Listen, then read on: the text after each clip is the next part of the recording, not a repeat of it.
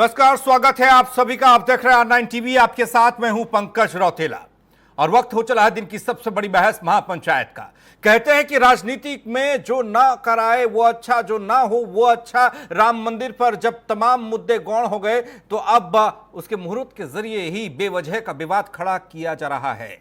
और तो और कांग्रेस नेता दिग्विजय सिंह ने तो बीजेपी नेताओं को हुए कोरोना को भी मंदिर के मुहूर्त से जोड़ दिया। सवाल यह है कि क्या कांग्रेस को केवल विरोध के लिए ही विरोध करना है? आज एक बार फिर ऐसे ही एक विरोध पर बात होगी, आज एक बार फिर एक ऐसे ही बयान पर चर्चा होगी। इस मंच पर महापंचायत में चर्चा को आगे बढ़ाएंगे R9 टीवी के editor in chief Amitabh Agnihotri जी।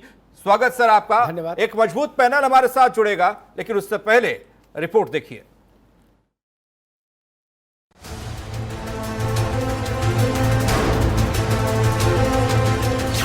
अब इसे कांग्रेस की कुंडली में कोई दोष कहे या कांग्रेस नेताओं की नासमझी। जब जब जन भावनाओं के मुद्दे का कोई मंच सजता है, तब तब कांग्रेस का कोई न कोई कारिंदा जन भावना से अलग अपने अरमानों को हवा में उछाल देता है। मैं तो यही प्रार्थना करता हूं मोदी जी से, ये जो मुहूर्त निकाला गया है ये मोदी जी की सुविधा अनुसार निकाला गया है। आप देख रहे हैं किस प्रकार के घटनाक्रम हुए हैं, इसलिए मेरी हाथ जोड़कर प्रार्थना है कि चतुर्मास खत्म हो जाने दीजिए, शुभ कार्य में देव उठ जाएं, उसके बाद आप शिलान्यास करिए। आप खुद ही करिए, आप हम नहीं कहते कि आप ना करिए। अयोध्या में भूमि पूजन के मुहूर्त पर कांग्रेस के खेमे से लगातार कमियां खोजी जा रही थी। इसी बीच बीजेपी के कई नेताओं को हुए कोरोना के बाद कांग्रेस नेता दिग्विजय सिंह ने अयोध्या के अशुभ मुहूर्त को अनहोनी बता दिया। दिग्विजय सिंह की दलील है कि ये सनातन हिंदू धर्म की मान्यताओं को नजरअंदाज करने का परिणाम है। मंदिर पूजन के लिए हिंदू धर्म की मान्यताओं को नजरअंदाज किया गया। इसी कारण देश के गृह मंत्री अमित शाह से लेकर राम मंदिर के पुजारी तक कोरोना संक्रमित हो गए। पुजारी जितने भी हैं उनको कोरोना हो गया पॉजिटिव। उत्तर प्रदेश के मंत्री की कमला रानी वरुण का दुखद देहांत हो गया कोरोना से। स्वयं अमित शाह जी, गृह मंत्री जी कोरोना पॉजिटिव हो गए। भारतीय जनता पार्टी के उत्तर प्रदेश के अध्यक्ष कोरोना पॉजिटिव हो गए। मध्य प्रदेश के मुख्यमंत्री एवं भाजपा के अध्यक्ष और एक मंत्री वो कोरोना पॉजिटिव हो गए। कर्नाटक के मुख्यमंत्री वो कोरोना पॉजिटिव हो गए। आखिर ये जो संकेत मिल रहे हैं वो हमारे लिए सब चिंता का एक विषय है। अब कोरोना के बहाने दिग्विजय सिंह ने तो अपने दिल की बात कह दी, वहीं बीजेपी इसे अशुभ मुहूर्त नहीं असुर प्रवृत्ति बता रही है। जो इस देश में तुष्टीकरण की राजनीति को आगे बढ़ाते हैं वो सनातन धर्म की परंपराओं को क्या जाने। केवल अपनी राजनीतिक रोटी सेकने के लिए अपने अल्प ज्ञान को परोसना दिग्विजय सिंह जी को बंद करना चाहिए। उनको राम मंदिर का निर्माण हो रहा है इसलिए पेट में दर्द हो रहा है। उन्हें राम का विरोध करना है और अप्रत्यक्ष रूप से करना है। राम मंदिर की शुभ घड़ी को कोरोना के जरिए अशुभ बताकर दिग्विजय सिंह ने देश के करोड़ों लोगों की आस्था को ठेस पहुंचाने का काम किया है। कोरोना के कनेक्शन को मंदिर के मुहूर्त से जोड़कर महापाप किया है। कांग्रेस तो शुरू से ही रोड़ा अटकाते आई है। जिस प्रकार से वर्तमान कांग्रेस की स्थिति देखा जाए तो निश्चित रूप से कहीं न कहीं चाहे कोर्ट से हो या अन्य जगह टिप्पणी करते आए हैं तो विनाश काले विपरीत बुद्धि, जब विनाश आता है तो बुद्धि ऐसे ही पता नहीं वो हो जाता है। देखो कोरोना तो आ ही रहा है और ठीक है, कुछ शंकराचार्य जी अगर जो ज्योतिष को लेकर के या कुछ ज्योतिषाचार्य अगर जो कर रहे हैं तो हमारे ठीक है, सनातन धर्म में मुहूर्तों की बड़ी महत्ता है, लेकिन उसके सब कुछ के निराकरण है। और भगवान श्री राम का तो नाम लेकर के जहाँ पे अमंगल होता है वहाँ भी मंगल हो जाता है। बहरहाल सदियों बाद आई शुभ घड़ी में अशुभ मुहूर्त के बहाने कोरोना का मुद्दा उछालकर दिग्विजय सिंह ने नए विवाद को जन्म दे दिया है। लेकिन सवाल ये है कि क्या कोरोना है बहाना और मंदिर है निशाना? Bureau report R9 TV.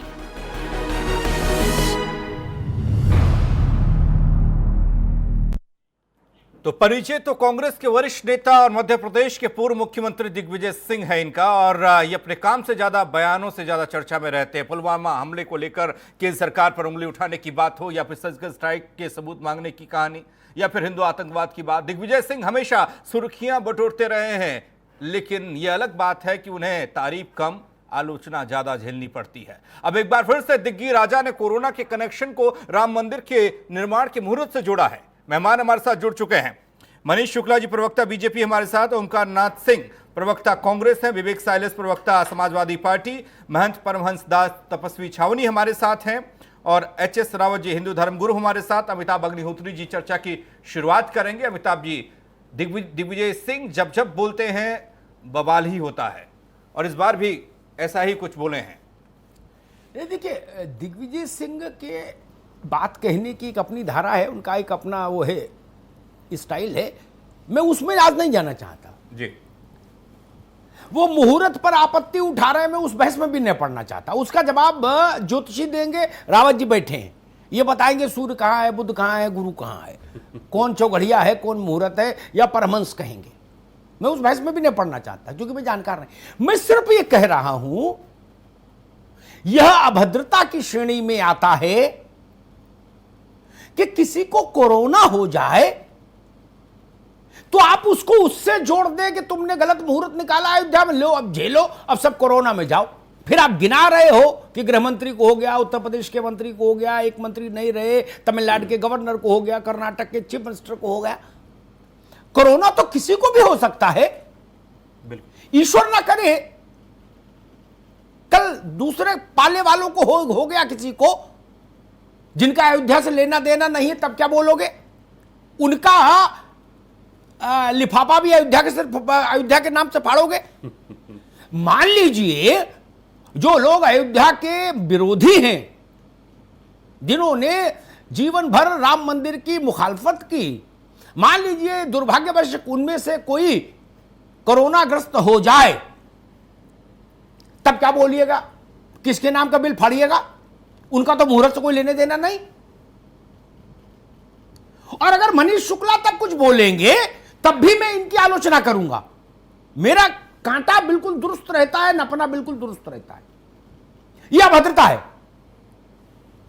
यह बीमारी है मित्र, किसी को हो सकती है। ब्रिटेन के प्रधानमंत्री को हो गई थी, ब्रिटेन के राज परिवार के युवराज को हो गई थी। ऐसी भाषा बोलेंगे? और वो लोग जो बरसों बरस 10 बरस चीफ मिनिस्टर रहे हो। कांग्रेस का ऐसे ही लोग बेड़ा गर्क करते हैं, जान लीजिए। कांग्रेस को अपनी पत्री जरूर दिखानी चाहिए, बाकी जो कुछ हो सो नहीं बाद में करो, पहले पत्री दिखाओ।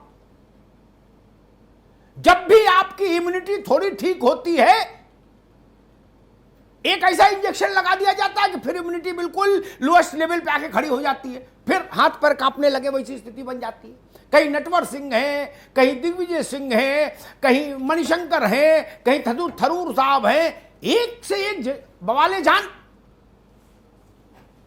और सबसे बड़ी बात, ओंकार भाई बैठे हैं, बड़े सुलझे हुए आदमी हैं, मेरे मित्र हैं दशकों से। राजनेताओं को मुहूर्त पर नहीं बोलना चाहिए। चौघड़िया पर आप क्यों बोलो? वो अर्थनीति है, समाज नीति है, लॉ एंड ऑर्डर है, नहीं ना, आपका विषय नहीं। अगर आप ही लोग बोलोगे तो महंत परमहंस दास और एचएस रावत क्या बोलेंगे? अगर आप लोग मुहूर्त भी विचार दोगे, ऐसा काम मत करो। प्रधानमंत्री जी देश चला रहे हैं, लेकिन अगर वो भी अपनी तरफ से मुहूर्त बताने लगे तो भी मुझे लगेगा ये धर्म के अधिकार क्षेत्र में अतिक्रमण है ना। सबकी मर्यादाएं हैं, उन मर्यादाओं में रहिए ना। या फिर चोला बदलिए, आइए नर्मदा के घाट पर धुनी रमाइए कंप्यूटर बाबा की तरह, जैसे वो हैं कंप्यूटर बाबा। उपले जलाइए, उनके बीच बैठिए, फिर चौघड़िया बांचिए, फिर कोई समस्या नहीं। अन्यथा कुछ मर्यादा रहनी चाहिए लोकतंत्र में। और इससे होता क्या है, जो परसेप्शन गया, मुझे मालूम है उनका कांग्रेस उसको डिफेंड करेगी, लेकिन जो परसेप्शन गया ना देश में, वो गया कि आप को मंदिर पच नहीं रहा। ये परसेप्शन मैं बहुत ईमानदारी से कह रहा हूं, भारत की भूमि पर राजनीति करने वाली किसी भी पार्टी के लिए कोरोना से ज्यादा घातक है। फिर दोहराता हूं, भारत पर राजनीति करने वाली किसी भी राजनीतिक पार्टी के लिए कोरोना वायरस से ज्यादा घातक है। अगर उसके बारे में बहुसंख्यक समाज में यह धारणा बन गई कि इनको तो मंदिर का विरोध करना है आखिरी क्षण तक। स्वरूपानंद जी ने जब कहा, मैंने उस पर कोई टिप्पणी नहीं की। वो अधिकारी विद्वान है, मुंडे मुंडे मदर भिन्ना। जैन सरस्वती जी का दूसरा मत हो सकता है, मेरे लिए वो भी पूज्य निश्चलानंद जी महाराज का दूसरा मत हो सकता है, वो भी शंकराचार्य हैं। मैं उन पर भी टिप्पणी नहीं कर सकता। स्वरूपानंद जी महाराज भी उतने ही मान्य है मेरे लिए, उन पर टिप्पणी मैं कैसे कर सकता हूं? उसका उत्तर दूसरे लोग थे। पत्रकार और राजनेताओं को उससे दूर रहना चाहिए। एक वितृष्णा सी पैदा होती है कि आप जानबूझकर कुछ ना कुछ खुटपैंच, जो एक शब्द है यूपी में खुटपैंच, वो क्रिएट करते हैं अंत समय में। और जब आपको मालूम, अगर व्यवहारिक बुद्धि भी होती तो जब मालूम है कि अब रोके रुकता नहीं, तो काहे को गुनाह बेलज्जत हो रहे हो? अब तो रोके नहीं रुकता ना। आप सबसे समझदार कमलनाथ जी हैं। मुझे प्रसन्नता हुई, वो दीवार पर लिखी इबारत पढ़ना जानते हैं। संजय गांधी के साथ उनकी अच्छी ट्रेनिंग हुई। वो संजय जी के लेफ्टिनेंट थे। उन्होंने कहा कि 5 तारीख को सुबह हनुमान चालीसा का पाठ करूंगा, सुंदरकांड का पाठ करूंगा। अच्छी बात है। ये नहीं चलेगा इस देश में। चल लिया जितना चलना था। लालकृष्ण आडवाणी जब रथ यात्रा लेकर निकले थे, उसने इस देश में मंदिर बनाने का रास्ता खोला नहीं खोला, उससे खुला किससे खुला, मैं उस विवाद में नहीं जाता, श्रेय किसका। लेकिन आडवाणी की रथ यात्रा ने इस देश में जो एक ऐसी राजनीति थी कि बहुसंख्यक को उपेक्षित करके भी आप सत्ता का सुख ले, उस राजनीति का निर्ममतापूर्वक अंत हो गया। अब ऐसा संभव नहीं। अब तो रास्ता कमलनाथ वाला ही है, दिग्विजय सिंह वाला रास्ता नहीं चलेगा। राज्यसभा में लाना पड़ेगा, और राज्यसभा भी कहां तक दोगे जब एमएलए नहीं बचेंगे? ये बड़ा सवाल है कांग्रेस के चिंतन के लिए। मैं एक टिप्पणी पहले परमहंस दास से लूंगा, महाराज से। परमहंस जी, चातुर्मास है, चौघड़िया है, राहुकाल है, भद्रा है, क्या है नहीं है, इस विषय में संत लोग आपस में शास्त्रार्थ करें। भारत में शास्त्रार्थ की लंबी परंपरा रही है, लंबी श्रृंखला रही है। आदि शंकराचार्य ने शास्त्रार्थ से ही अद्वैत के दर्शन को इस देश की धराधाम में स्थापित किया था। अच्छा लगता है। क्या राजनेताओं को इसमें दखल देना चाहिए जैसा दिग्विजय सिंह दे रहे हैं?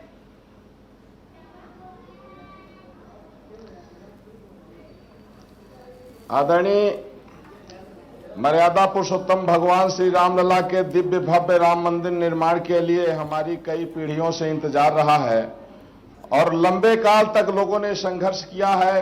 5 अगस्त को जो शुभ घड़ी आने जा रही है, इसको लेकर के पूरे देशवासियों में बेहद खुशी है, उत्साहित हैं और पूरे देश में वृक्षारोपण किए जा रहे हैं, दीपोत्सव मनाया जा रहा है। लेकिन आश्चर्य तब लगता है कि मुहूर्त पर सवाल यदि कोई जो है ज्योतिषी करें, मुहूर्त पर सवाल कोई धर्माचार्य करें तो ठीक भी है, लेकिन अगर दिग्विजय सिंह करते हैं, जो मर्यादा पुरुषोत्तम भगवान श्री राम को ही काल्पनिक बताने वाले लोग हैं, जिनको भगवान को ही कहते, भगवान पर आस्था ही नहीं है, ऐसे लोग ज्योतिष पर कब से विश्वास कर लिए? ऐसे लोग शास्त्र पर कब से विश्वास कर लिए, जिनको शास्त्र के स्वरूप भगवान श्री राम को ही जो काल्पनिक कर रहे हैं। इसलिए कांग्रेस पार्टी मर्यादा की हदों को पार करके और ये निश्चित रूप से बहुसंख्यक समाज पर एक कुठाराघात जैसे कर रहे हैं, जो अक्षम्य है और इसका दुष्परिणाम भी कांग्रेस पार्टी भोग रही है, आगे भी भोगेगी। जी ठीक बात है। राम मंदिर निर्माण के लिए हर तरह के महाराज मैं थोड़ा थोड़ा विराम दूंगा। मैं एक टिप्पणी रावत जी से ले लूं, उससे पहले एक बात कह दूं। ओंकार भाई दिल में मेरी बात से जरूर सहमत होंगे, ये तो भगवान राम की बड़ी कृपा है कि दिग्विजय बाबू बोले, सलमान खुर्शीद बोल देते मुहूर्त में तो कौन रोक लेता।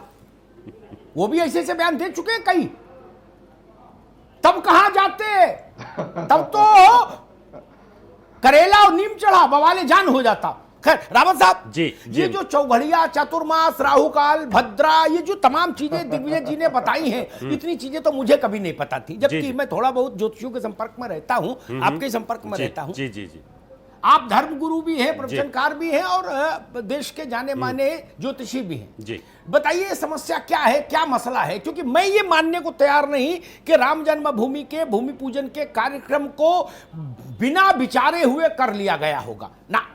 देश भर के तमाम मान्य धर्माचार्य और ज्योतिषियों के विमर्श के बाद तय हुई है तारीख और समय। देखिए अमिताभ जी, आप तो बहुत ही एक वरिष्ठ पत्रकार हैं, नो डाउट, और बुद्धिजीवी भी हैं, और यहाँ गणमान्य व्यक्ति भी बैठे हुए हैं। दिग्विजय सिंह जी ने जो कहा है, मैं ऐसे बयानों का विरोध करता हूँ।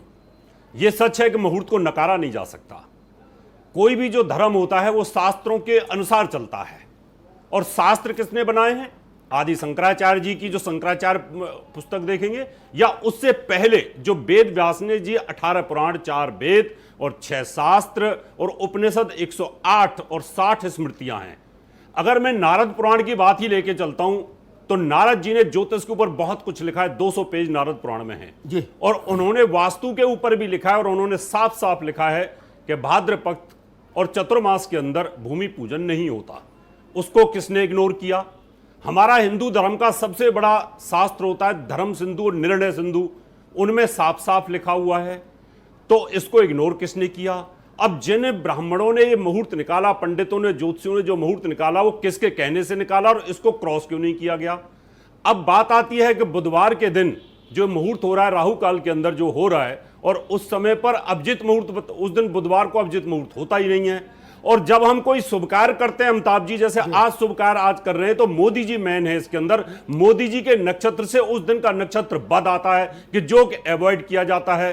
चर की चौघड़िया जो कि चलायमान 3 तरह की लगने होती है, चर, स्थिर, दुस्वाब। हमेशा मंदिर और मकान ये स्थिर चौघड़िया में बनते हैं, तो इनको इग्नोर किसने किया? इसका मतलब कहीं ना कहीं सहूलियत के हिसाब से, कहीं ना कहीं सुविधा के हिसाब से मुहूर्त निकाला गया है, और मैं ऐसे मुहूर्त का विरोध करता हूं।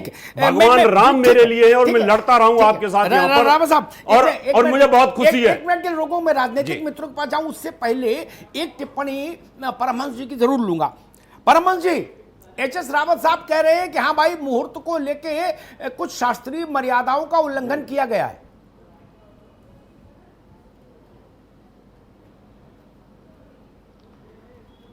बिल्कुल, देखिए ऐसा है कि ये राम विरोधियों का स्वर प्रतीत हो रहा है। जितने वैदिक विद्वान हैं, जब ये पूजा शुरू करते हैं तो ये बोलते हैं तदेव लग्नम सुदिनम तदेव तारावलम चंद्र बलम तदेव विद्यावलम दैवलम तदेव लक्ष्मीपते तेंग।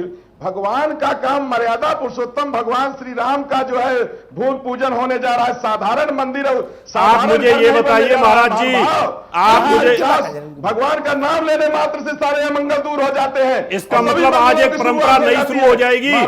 इसके बाद चतुर्मास के अंदर आप लोग पूजा करते हैं, तपस्या में रहते हैं चतुर्मास में।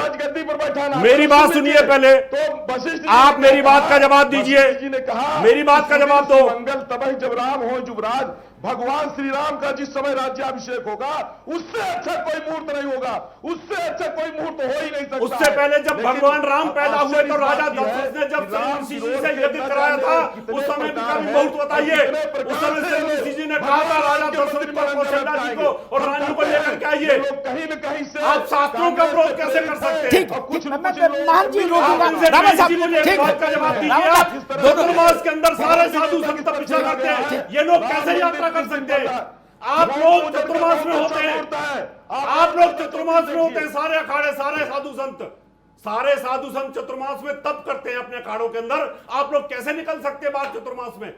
नहीं नहीं, वो तो अयोध्या में रह रहे। ठीक है रावत साहब, मैं रोकूंगा। परमहंस जी आपको भी शास्त्रों का विनाश मत करिए। अरे सुनो भाई, शास्त्र आप लोगों के ऊपर टिका हुआ है। ठीक है रावत जी, एक मिनट आप लोग पूजनीय अरे हैं। रुको भाई, रावत साहब भी रुके और परमहंस जी भी रुके। अब मैं राजनीतिक मित्रों पर, ये बहस ठीक है, इस बहस में मुझे बीच में नहीं पड़ना, कोई आपत्ति नहीं। परमहंस जी और रावत जी अपनी अपनी बात कहें, अच्छा लग रहा है, क्योंकि वो लोग उस विधा के जानकार हैं। मैं एक टिप्पणी करके अब राजनीतिक मित्रों के पास बहस को ले जाऊंगा। मेरी जानकारी है धार्मिक विषयों में, और यहां तक भारत के 4 मान्य पीठ जो है जिन पर शंकराचार्य की नियुक्ति होती है, उसमें भी जो संस्था अनुमोदन करती है, उससे बड़ा अनुमोदन तो कोई नहीं हो सकता शंकराचार्य की नियुक्ति का, वो काशी विद्वत परिषद के अनुमोदन के बाद ही ये समय तय हुआ है। ये मेरी जानकारी है, बाकी तो मुंडे मंत्र भिन्ना शास्त्रार्थ होता रहेगा। अब मैं आता हूं ओंकार नाथ जी, राम जी, एक मिनट, हम आएंगे दूसरे विद्युत परिषद के जो मुख्य है विद्वान, उनको लाइए मंच पर। ठीक है, शास्त्र लेके आइए, आप उनको बुलाओ, टीवी पे बुलाओ, शास्त्रार्थ करेंगे हम लोग। राम जी ठीक है, खाली पद पे बैठने से कोई विद्वान नहीं होता। ठीक करेंगे। ओंकार जी, अब काशी में ही रहते हैं, उनसे आप जाके बात करिए। ठीक है परमहंस जी, अरे भाई मैं दोनों, अब मुझे दोनों की आवाज रोकनी होगी थोड़ी देर के लिए। ठीक, आज नई परंपरा चालू कर दोगे आप लोग। रावत जी अभी रुकिए, परमहंस जी आप भी विराम लीजिए। ओंकार जी, ये बहस ठीक है, भारत शास्त्रार्थ का देश रहा है, द्वैत अद्वैत की बहस चली, कोई दिक्कत नहीं, चलने दी, दोनों मान्य हैं हमारे। हमने तो चारवाक को भी ऋषि कहा, जिन्होंने कहा यावत जीवेत सुखम जीवेत ऋणम कृत्वा घृतम पिबेत, हमने कहा ये भी ऋषि हैं, हमको उसमें आपत्ति नहीं। लेकिन जो लोग सरकारी फाइलें साइन करते हैं वो चौघड़िया राहु काल पर चले जाएं, तो ये परसेप्शन बनने से कैसे रोका जा सकता है कि कांग्रेस बाई हार्ट मंदिर के विरोध में रहती है। आप लोग तो राजीव गांधी जो किए, आप लोग उस पर भी पानी फेर देते हो, उसका श्रेय तो आप नहीं ले पाए।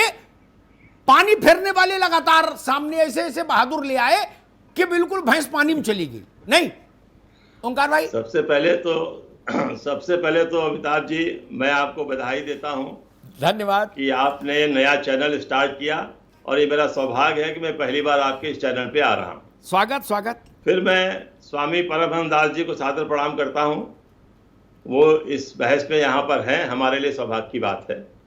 रावत जी को सादर प्रणाम करता हूं। और अब मैं एक बात कहना चाहता हूं, सारी बहस का मुद्दा श्री दिग्विजय सिंह जी हैं जी, और दिग्विजय सिंह को आपने कांग्रेस मान लिया, कांग्रेस का आतंरिक बयान मान लिया उसको। और दिग्विजय सिंह जी तो एक एमपी है ना इस समय, और तो किसी संगठन के पद पे है नहीं। उनका अपना विचार तो आपने इतना लंबा चौड़ा आपने बहस का मुद्दा कर दिया, खाली आपके चैनल पे नहीं हो रहा है। बहुत हम्बली एक बात कहूं, बहुत हम्बली चैनल पे नहीं हो रहा है, बहुत हम्बली एक बात कहता हूं, एक सेकंड की बात है, जब संबित पात्रा जो कि सिर्फ स्पोक्स पर्सन है, ऐसे तमाम लोग देश में स्पोक्स पर्सन है, जब उनकी बात को आप पूरे भाजपा की बात मान लोगे, इवन आरएसएस की बात मान लोगे, तो दिग्विजय सिंह तो बहुत बड़े नेता हैं।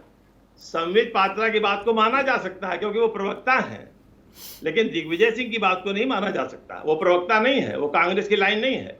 सुरजेवाला बोले तो कांग्रेस की लाइन है, इस प्रकार जो भी प्रवक्ता बोले वो कांग्रेस की लाइन है, एक चीज। दूसरी चीज, दिग्विजय सिंह ने कोई अपने से तो राहु की बात कही नहीं, और दिग्विजय सिंह ने कही है नहीं कहा कि इसकी वजह से कोरोना हो गया सबको, नहीं यही कहा है। मैं दोबारा चलवाता हूं, मैं कहा है, मैं दोबारा चलवा दूंगा।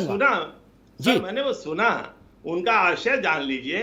दिग्विजय सिंह की बात पे इतना महत्व दिया जा रहा है, और 3 दिन से एक वो चल रहा है, सुब्रमण्यम स्वामी ने कहा कि मोदी जी का इस राम मंदिर में कोई योगदान नहीं रहा, उसको कोई नहीं चला रहा है कि कितनी गलत बात उन्होंने कह दी। वो भी एमपी हैं, ये भी एमपी। अरे भाई, सुब्रमण्यम स्वामी के पक्ष में आप खड़े होते तो मुद्दा बनाते अच्छी बात होती, लेकिन आप तो चौघड़िया ले आए। समस्या तो यही ना महाराज। मेरे भाई सुन तो लीजिए, मैं नहीं खड़ा हूं। अब मैं एक बात पे आ रहा हूं, क्योंकि मुझे मालूम नहीं है कि ये शुभ मुहूर्त है या नहीं है, क्योंकि मैं इसका ज्ञाता नहीं हूं। जैसे आप नहीं जानते वैसे मैं नहीं जानता। मैं एक बात जानना चाहता हूं, हम लोग हिंदू हैं और आप तो ब्राह्मण परिवार के हैं, शादी ब्याह होती है शादी ब्याह में लगन देखा जाता है, मुहूर्त देखा जाता है, गृह प्रवेश में मुहूर्त देखा जाता है, और ये माना जाता है कि भाई इस मुहूर्त में शादी की जाए। हम लोग मंगल को, इतवार को विदाई नहीं करते हैं, और अगर शादी शनिवार को होती है तो सूर्योदय के पहले विदाई कर देते हैं। लेकिन कुछ लोग होते हैं जो बाद में भी करते हैं। लेकिन अगर कोई घटना घट जाती है तो लोग कहते हैं देखा इन्होंने ये नाटक किया जिसकी वजह से ये हो गया। तो अगर मान लीजिए 10 आदमी बीमार है, आप सोचिए मंदिर जब गिरा था, मस्जिद, बाबरी मस्जिद का ढांचा गिरा था जी, लाखों आदमी वहां थे। उन लाखों आदमी, करोड़ों आदमियों के मन में एक धारणा होगी कि हम भी इसको देखते। आप सजा रहे हैं, इतना बढ़िया व्यवस्था कर रहे हैं, सारी चीजें कर रहे हैं, और कोई वहां पहुंच नहीं पाएगा, कितनी तकलीफ उसको होगी। ठीक है। इसको अगर हम किसी ने किसी मामले में समझाने की कोशिश की, उसको लोगों ने दूसरे मामले में ले लिया। ठीक है ओंकार जी, ठीक है, भाई, मैं आऊंगा दोबारा आपके पास। मैं एक बार विवेक साइलेंस और मनीष जी को भी बहस में ले आऊं। विवेक जी, ओंकार जी ने बहस को थोड़ा एक दूसरा डायमेंशन भी दिया, लेकिन मुहूर्त पर मैं शास्त्र तो नहीं जानता, एक बात कह के आऊंगा। और आपसे मेरा बेसिक सवाल, ये मुहूर्त सही है कि गलत, ये नहीं होगा, मेरा होगा क्या पॉलिटिकल लोगों को इस पचड़े में पड़ना चाहिए या ये काम धर्माचार्यों के लिए छोड़ना चाहिए? आपसे सवाल ये होगा। लेकिन एक बात मैं कह दूं, 3 लोगों ने बोला है मुहूर्त पर, इसलिए त्रिकालदर्शी गुरु वशिष्ठ ने भगवान राम के राज्याभिषेक का मुहूर्त निकाला। हुआ क्या?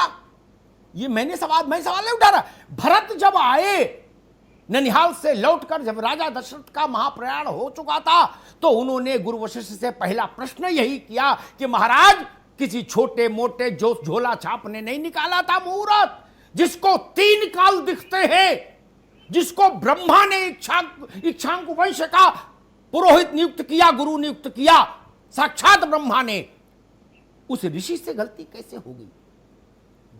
तो क्या कहा वशिष्ठ ने कि सुनहु भरत होनी प्रबल बिलखि कहो मुनिनाथ, सुनहु भरत होनी प्रबल बिलखि कहो मुनिनाथ, हानि लाभ जीवन मरण यश अपयश विद्यात।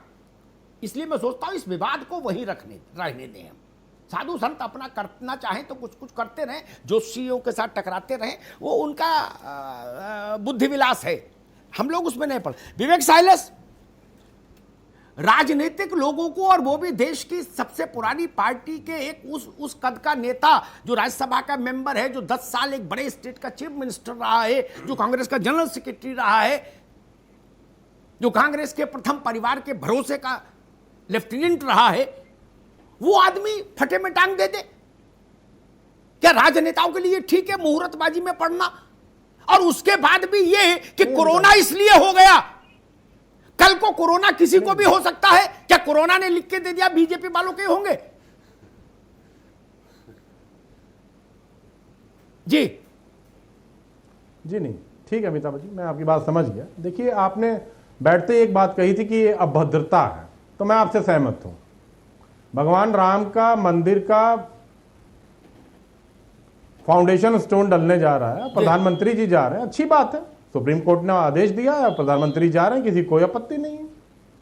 देखिए, कोरोना मुहूर्त देख के नहीं आता है। दिग्विजय जी से की बात से मैं बिल्कुल सहमत हूं और बिल्कुल सहमत नहीं हूं। और दूसरी बात यह है कि राजनेताओं को इस धर्म के पचड़े में बिल्कुल नहीं पड़ना चाहिए। इससे बेहतर होता कि दिग्विजय जी कोरोना पे बोलते, कोरोना के फेलियर पे बोलते, कोरोना किस तरह से बढ़ रहा उस पे बोलते, जैसे बीजेपी की सांसद और बीजेपी के विधायक खुद आजकल बोल रहे हैं। उनको भी बोलना चाहिए था कि क्या काम कोरोना काल में क्या हो रहा है, क्या प्रॉब्लम है, उस पर बोलते तो बेहतर रहता।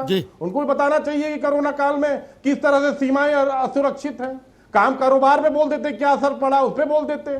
ये बोल देते कि रोजगार पे क्या असर पड़ा कोरोना को लेके, सरकार की क्या फेलियर है, वो ठीक होता। अर्थव्यवस्था में 4 शब्द बोल देते, वो बेहतर रहता।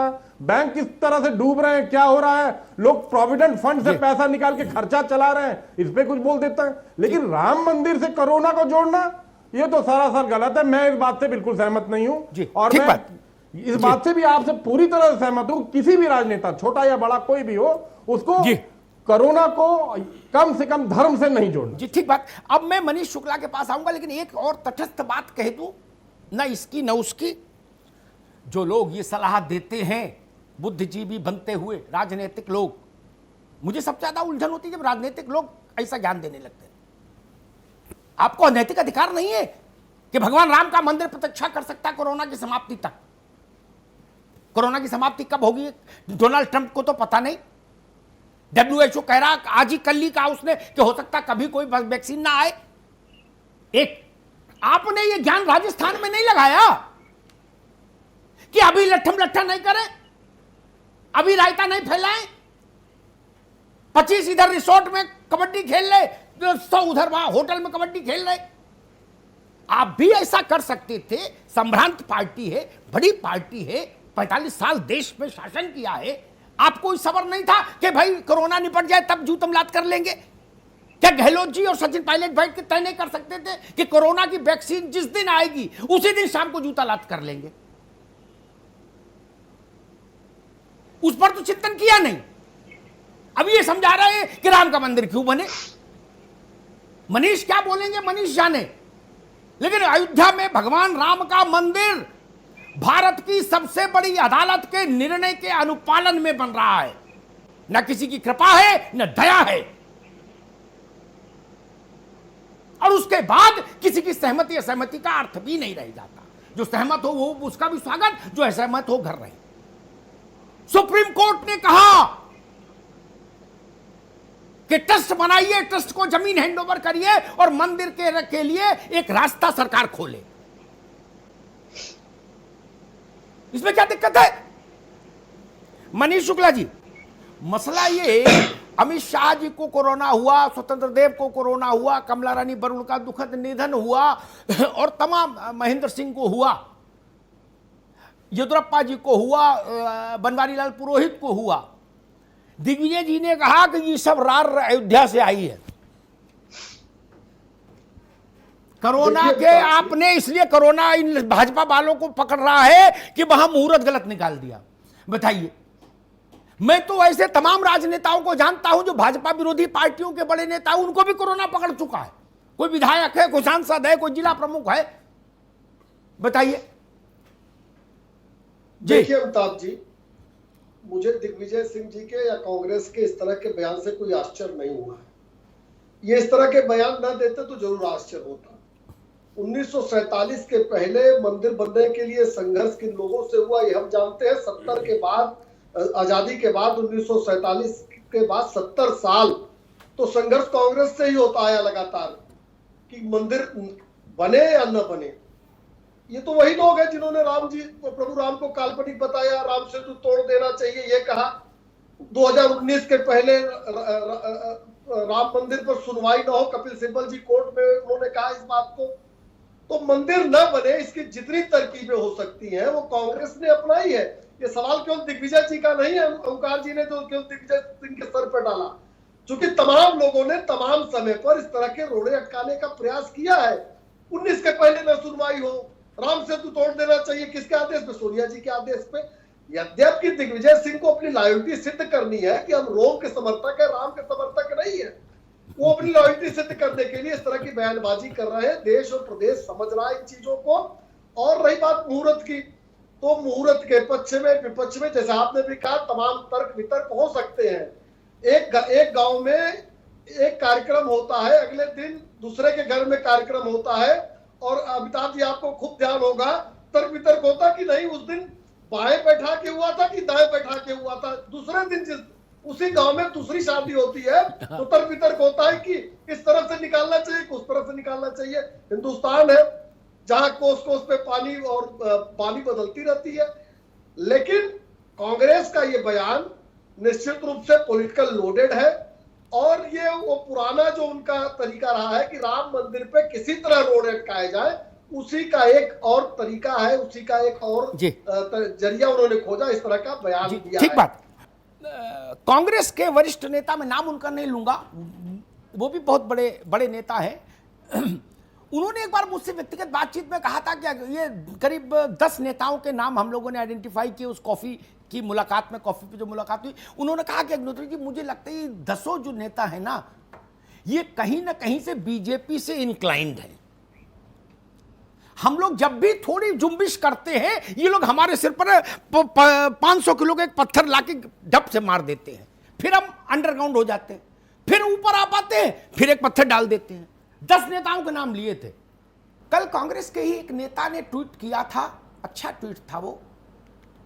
उन्होंने अपनी ही पार्टी के कार्यकर्ताओं से कहा, जब अमित भाई शाह को कोरोना पॉजिटिव होने की खबर आई थी, तो उन्होंने कहा था कि कोरोना को लेकर अभद्र और अनुचित टिप्पणियां मत करिए, ये बीमारी है, इसमें सिर्फ शुभकामनाएं दी जानी चाहिए स्वास्थ्य लाभ की। वो समझदार व्यक्ति थे। लेकिन मुश्किल तो ये है, कहां पर करूं सिंगार पिया मोरे आंधर रे। कहीं सलमान खुर्शीद, कहीं नटवर सिंह, कहीं शशि थरूर, कहीं मणिशंकर अय्यर और कहीं बाबू दिग्विजय सिंह, सलमान खुर्शीद। मणिशंकर अय्यर का प्रसंग तो मालूम ही है, आजकल अमर सिंह जी का देहांत हुआ तो वो प्रसंग फिर चल निकला। इसी दिल्ली में एक पार्टी थी, वो क्या क्या नहीं बोले थे अय्यर साहब दारू पी के, और वैसे फिर ठाकुर अमर सिंह, उनने भाई फिर कस के जुतियाया। 15 मिनट तक मारा घड़ी देख के, और कोई बचाने नहीं आया। 250 आदमी वहां मौजूद, देश भर का बड़ा आदमी। काहे को ऐसा लगेज लेके चलते हो ओंकारनाथ जी? आपकी पार्टी कभी आत्ममंथन नहीं करती कि भाई जो बोझ है सिर पे, जो स्पॉन्डिलाइटिस बढ़ा रहे हैं, जिन्होंने शोल्डर फ्रोजन कर दिए पार्टी के, उनको कंधे से क्यों नहीं उतारते आप लोग? ये जहां तक आपने सलमान खुर्शीद की बात कही, अभी 3 दिन पहले सलमान जी का शायद आपने स्टेटमेंट नहीं पढ़ा, उसमें उन्होंने कहा था कि बहुत अच्छा मौका है, राम मंदिर का निर्माण हो रहा है और सारी पॉलिटिकल पार्टीज के बड़े नेताओं को बुलाया जाना चाहिए। तो समय समय पर बात होती है, कभी किसी आदमी ने कोई बयान किया हो, हमें ऐसा लगता है कांग्रेस से कुछ लोग ज्यादा नाराज हो गए, और नाराजगी ये हो गई कि अगर अच्छी बात भी कहते हैं तो लोग बुरी करते हैं। अगर मान लीजिए दिग्विजय सिंह ने एक बात कही कि भाई उनको पॉजिटिव हो गया, उनको पॉजिटिव हो गया, इनकी बीमारी हो गई, तो ये उनका मतलब कहने का था कि अगर ये चल सके तो बेहतर है, क्योंकि सारे लोग इकट्ठा रहेंगे तो अच्छा लगेगा।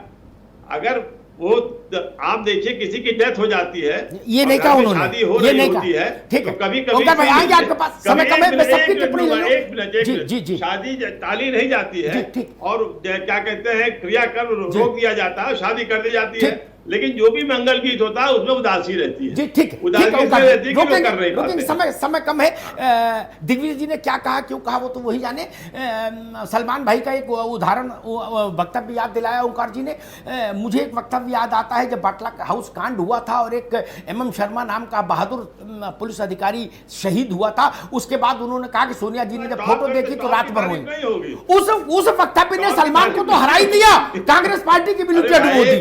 ये ऐसे ही बवाली है। उसकी बात मत कीजिए भाई, आप अभी अच्छी बात कही, विवेक साइलस, क्या आपको लगता है कि बहुत सीनियर पॉलिटिशियंस हिंदुस्तान के मिजाज को समझने में चूक जाते हैं? क्योंकि अल्टीमेटली ये तो वोट का खेल है। आप मिजाज को समझेंगे तो वोट आपके साथ चलेगा, नहीं तो आप बाहर हो जाएंगे सिस्टम से।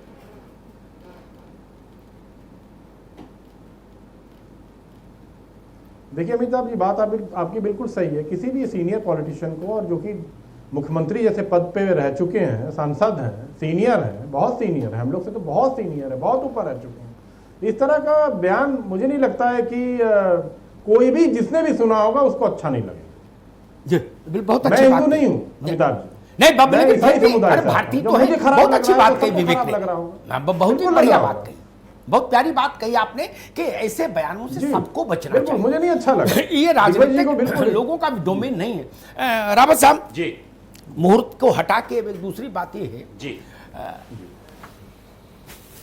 मंदिर जब बीजेपी और विश्व हिंदू परिषद और बाकी लोगों के पहल पर देश नारा लगा रहा था कि जहां राम का जन्म हुआ है मंदिर वहीं बनाएंगे, तब वो एक आंदोलन का मामला था। लेकिन अब जो मंदिर बन रहा है वो भारत के सबसे बड़ी अदालत के निर्णय की पालना में बन रहा है। जी जी, ठीक जी।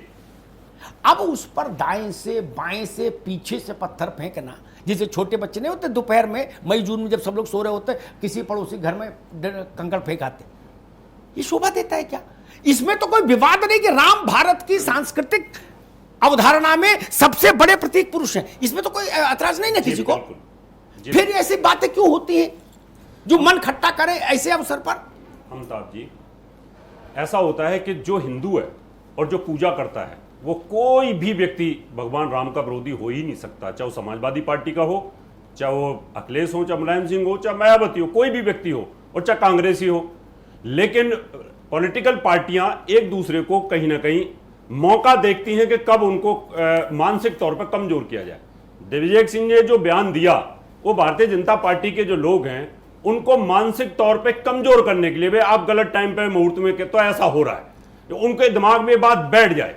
लेकिन वो कोई, मुझे नहीं लगता कि वो भगवान के विरोधी हो सकते हैं। एक पॉलिटिकल एजेंडा अगर किसी का होता राजनीतिक पार्टी का, वो एक समझ में आता है। लेकिन मेरा मानना है कि जितनी खुशी मुझे हो रही है पिछले 10 सालों से भगवान राम के लिए, आपके साथ कितना हमने लड़ाई यहां पे लड़ी है, लगातार हमने किसी पार्टी का दबाव बना के रखा कि मंदिर बनना ही चाहिए, न्यायालय से बनाए, चाहे बिल लेकर के आए, संसद में लेकर आए। आज खुशी का दिन है, अच्छी बात है। और फिर जहां श्रद्धा आती है हिंदू धर्म में, वहां आस्था की मामला आता है तो मुहूर्त वगैरह सब साइड पे हो जाते हैं। और जब बना रहे हैं सब लोग, तो जय श्री राम के साथ, नारे के साथ ये बनना ही चाहिए। और इसमें किसी का कोई, मुझे लगता है, विरोध नहीं है, किसी भी पार्टी का विरोध नहीं है। ये ठीक बात है। मनीष शुक्ला जी,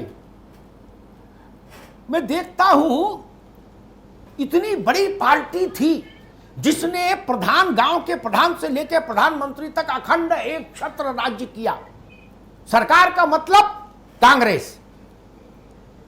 70 के दशक में जाके देख लीजिए, 80 के दशक तक देख लीजिए, जब तक इंदिरा जी रही, नारा था सारे भारत से नाता है, सरकार चलाना आता है। कांग्रेस का नारा था, इस दीपक में तेल नहीं, सरकार चलाना खेल नहीं, जनसंघ। वो पार्टी, क्या आप इस धारणा से सहमत हैं कि कांग्रेस के कई बड़े नेताओं ने भी आपको उपकृत किया अपने अपने वाणी के तीरों से चला के, ऐसे तीर जो पलटकर कांग्रेस पे गिरे जाके, और उससे आपको प्रकारांतर से लाभ मिला? देखिए अमिताभ जी, सभी क्रिया की प्रतिक्रिया होती है निश्चित रूप से। और 89 के बाद राजनीति तो देश की बदली है। पहले एक धारणा थी और कांग्रेस ने उस धारणा को स्थापित किया था कि बहुसंख्यकों के खिलाफ बोलिए, बहुसंख्यकों के धर्म का उपहास उड़ाइए और ये सहिष्णु धर्म है, सुनता रहेगा। लेकिन 89 के बाद समय समय जैसे जैसे समय बीतता गया, राजनीति की धारणा बदलती गई।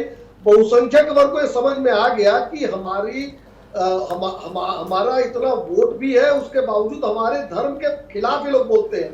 अभी रावत साहब ने कहा कि वो भाजपा के खिलाफ बोल रहे थे, न कि राम मंदिर के खिलाफ। लेकिन मेरा स्पष्ट मानना है कि भारतीय जनता पार्टी वहां मंदिर नहीं बना रही है। वहां एक ट्रस्ट है, सुप्रीम कोर्ट के आर्डर से बनाई गई ट्रस्ट है, जिसको सरकार ने बनाया है, और वो ट्रस्ट तय कर रहा है कि मंदिर कैसे बनेगा। और ये लगातार कांग्रेस भारतीय जनता पार्टी से लड़ते लड़ते प्रभु राम से लड़ती आती है, लड़ने लगती है, हिंदू धर्म से लड़ने लगती है, और कभी कभी भारत से लड़ने लगती है, और उसका परिणाम कांग्रेस को मिल रहा है। बिल्कुल ठीक बात। लेकिन उनकी जी जी बिल्कुल ठीक बात। मैं परमहंस जी से एक टिप्पणी लूंगा। परमहंस दास जी, रोग, दुख, समस्याएं, ये सब तो जीवन का हिस्सा है, चलेंगी ही। लेकिन जिस मुद्दे को लेकर 500 साल तक इस देश की आत्मा ने संघर्ष किया हो, अलग अलग रूपों में, अलग अलग स्वरूपों में, कोई दिन ऐसा नहीं हुआ जिस दिन भारत की आत्मा पर यह बोझ नहीं रहा कि हमारा जो मान बिंदु है वो लांछित है। तो वो जितनी जल्दी बने, और अब तो कोई जोर जबरदस्ती से बन नहीं रहा। ऐसा तो नहीं कि कुछ लोग जा रहे हैं जबरन वहां बना रहे हैं। सुप्रीम कोर्ट ने कहा कि बनाओ,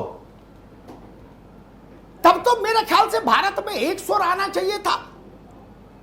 क्या ये विपक्षी लोग भगवान राम पर को भाजपा की ओर, मतलब भाजपा और भगवान राम को और ज्यादा फिक्स नहीं कर देते? आप इतनी दूरी बना लेते हैं भगवान राम से कि देश को लगता है कि भाजपा ही है जो उनके पक्ष में खड़ी है, उनके लिए खड़ी है। जी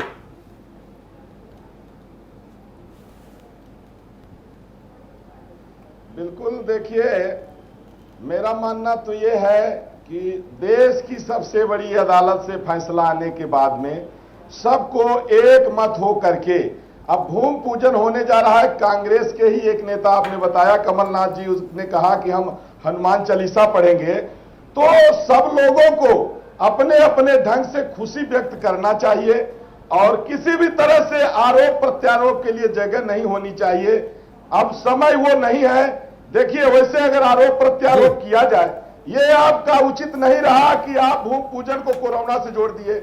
जब संक्रमण आया, जब तबलीगी जमात में संक्रमण आया, तब कोई कांग्रेसी बयान नहीं दिया कि तबलीगी जमात में संक्रमण को बढ़ाया, क्योंकि इनकी तुष्टीकरण की राजनीति थी। इसके बाद दिल्ली में इतना आंकड़ा बढ़ा, तब कहां भूमि पूजन होने जा रहा था।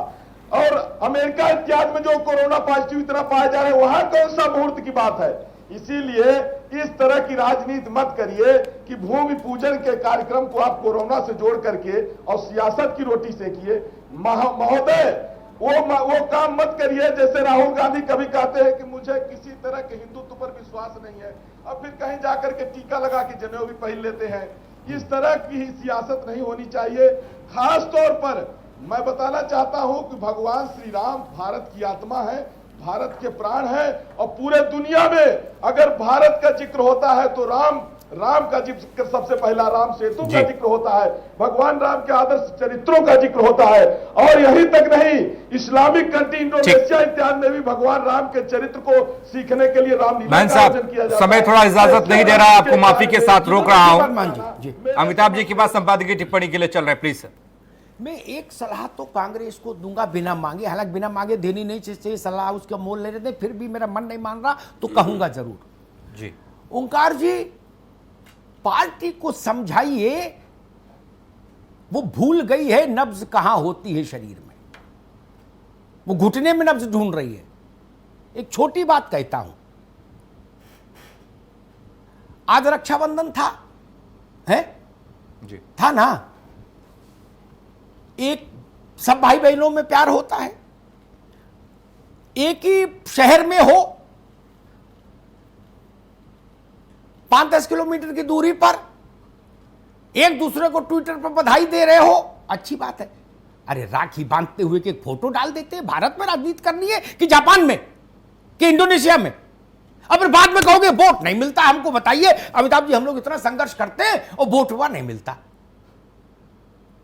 क्यों नहीं डाली? फिर उसी पर कोई पूछ लेता है कि भैया राखी बांधते बंधवाते नहीं हो क्या, तो मुंह छुपाओ। ऐसा काम क्यों करते हो?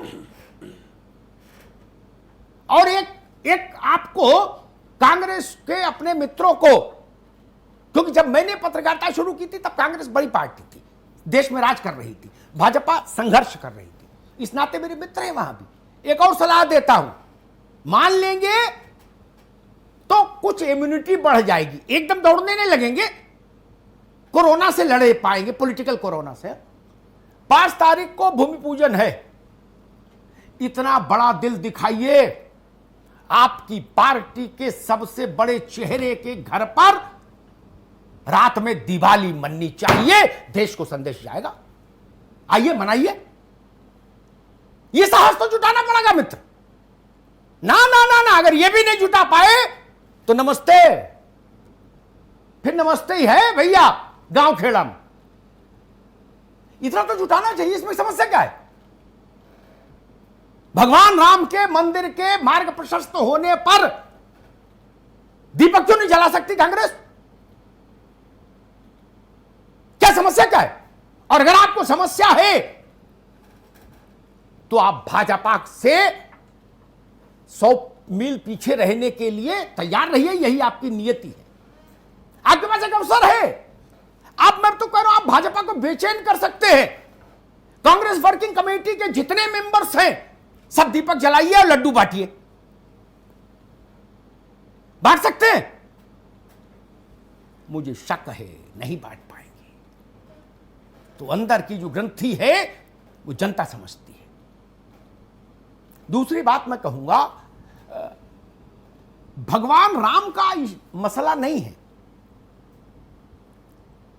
किसी भी देश में अगर वहां के बहुसंख्यक समाज को यह लगे कि हमारी उपेक्षा हो रही है, तो राजनीतिक पार्टियों को उसका खामियाजा उठाना ही पड़ता है। दुनिया का इतिहास देख लीजिए, अभी समय नहीं कि दुनिया के इतिहास में कई देशों के उदाहरण दे देता। वहां सरकारें चली गई, पार्टियां डूब गई। लोकतंत्र तो वोट का खेल है, सिर गिनने का खेल है। बिल्कुल, ये ज्ञान का खेल थोड़ी ना शास्त्रार्थ होना है। आपके लिए अग्नि परीक्षा, देश में कई लोगों ने हमसे कहा कि भैया 5 तारीख को कांग्रेस को आजमा लेंगे, बाकी छोड़ो पिछला क्या किया। जब तक आपको इस बात में संकोच होगा कि एक दावत की फोटो हम अपने ट्विटर पर डालेंगे, फेसबुक पर डालेंगे रोजे के दौरान की, लेकिन नवरात्र में कन्या पूजन की फोटो छुपा के रखेंगे, वो नहीं डालेंगे, तो लोग पूछेंगे नहीं, पूछेंगे कि भैया कन्या पूजन नहीं करते क्या?